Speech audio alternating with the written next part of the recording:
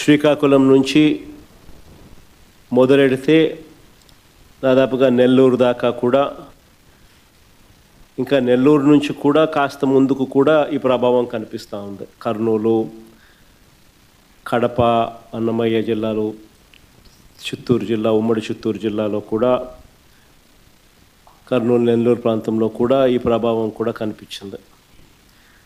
దాదాపుగా 25 జిల్లాల పరిధిలో, 396 మండలాల పరిధిలో, 3320 గ్రామాల పరిధిలో దీని ప్రభావం కనిపించింది.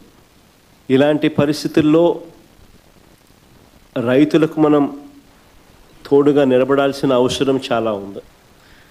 దాదాపుగా ఉజ్జాయింపుగా లెక్కల ప్రకారము, మనకున్న సమాచారం ప్రకారం దాదాపుగా 15 లక్షల ఎకరాల మీద దీని ప్రభావం పడుతూ ఉంది.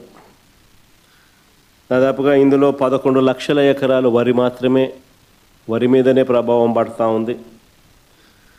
39 లక్షల ఎకరాలలో మామూలుగా వరి సాగయ్యే పరిస్థితి ఉంటే, అందులో దాదాపుగా 11 లక్షల ఎకరాలలో దీని ప్రభావం పడుతూ ఉన్న పరిస్థితులు కనపడుతూ ఉంది.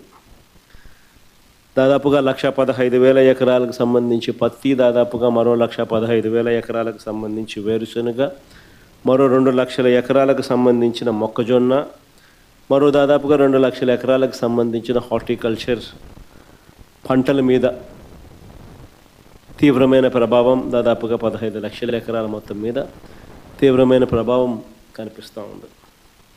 ఏదేమైనప్పటికీ ఇలాంటి తీవ్రమైన పరిస్థితుల మధ్య మనము కార్యాచరణ అనేది మనం చేయాల్సి ఉంది. ఒకవైపున రైతులకు తోడుగా నిలబడాల్సిన కార్యక్రమం ఒకవైపున ఉంది. ఎన్యూమరేషన్లో రైతులకు అండగా తోడుగా నిలబడాల్సిన కార్యక్రమం ఒకవైపున ఉంది. ఈ కార్యక్రమంలో భాగంగా చంద్రబాబు నాయుడు గారి ఈ హయాంలో రైతులు ఏ రకంగా నష్టపోయి ఉన్న పరిస్థితుల మధ్య ఎలా సాగుతూ ఉందనే చూడాలి. ఎందుకనంటే ఇంతకుముందు ఎప్పుడు కూడా ఇలాంటి వరదలు కానీ, తుఫాన్లు కానీ, ఇలాంటివి కరువు కానీ, ఇలాంటి ఏ పరిస్థితి వచ్చినా కూడా మన హయాంలో ప్రతి ఒక్కరికి కూడా ఈ క్రాప్ జరిగేది. ఆర్బీకే వ్యవస్థ అన్నది అప్రమత్తంగా ఉండేది. ఆర్బీకే వ్యవస్థ అప్రమత్తంగా ఉండి ప్రతి గ్రామంలో అందుబాటులో ఉండి, అక్కడ అగ్రికల్చరల్ అసిస్టెంట్ రూపాన అగ్రికల్చరల్ గ్రాడ్యుయేట్ చదివిన పిల్లలు అక్కడ అందుబాటులో ఉండి, గ్రామ సచివాలయము, ఆర్బీకేలు ఇవన్నీ కలిసికట్టుగా ఉండి, ఆర్బీకేలో ఈ క్రాప్ వ్యవస్థ అన్నది పగడ్బందీగా ఉన్న పరిస్థితుల మధ్య ఉచిత పంటల బీమా అన్నది మన హయాంలో రైతులకు అందుబాటులో ఉన్న పరిస్థితుల మధ్య ప్రతి రైతుకు ఒక భరోసా ఉండేది. ఆ రోజుల్లో మన హయాంలో దాదాపుగా 85 లక్షల మంది రైతులకు దాదాపుగా 70 లక్షల ఎకరాల పంటకు ఉచిత పంటల బీమా అందుబాటులో ఉండే పరిస్థితి ఉంటే, ఈరోజు కేవలం ఇన్సూరెన్స్ ప్రీమియం కట్టిన వాళ్ళకు మాత్రమే, అంటే కేవలం 19 లక్షల ఎకరాలకు మాత్రమే, 19 లక్షల మంది రైతులకు మాత్రమే, అది కూడా బ్యాంక్ లోన్ అవైల్ చేసుకున్న వాళ్ళకు మాత్రమే ఇప్పుడు ఇన్సూరెన్స్ అవైలబుల్గా ఉన్న పరిస్థితిని మనం చూస్తూ ఉన్నాం. సో మిగిలిన రైతుల పరిస్థితి ఏం కావాలా?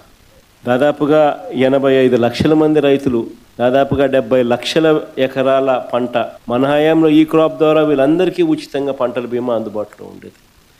ఈరోజు ఆ పరిస్థితి పోయి కేవలం బ్యాంకు లోన్లు తీసుకున్న వాళ్ళకు మాత్రమే ఆ లోన్లు ఉన్నాయి కాబట్టి ఆ బ్యాంకర్లు కట్ చేసిన ఇన్సూరెన్స్ సొమ్ము అంటే కేవలం 19 లక్షల మంది రైతులకు మాత్రమే అవైలబుల్, కేవలం 19 లక్షల ఎకరాలకు మాత్రమే అవైలబుల్.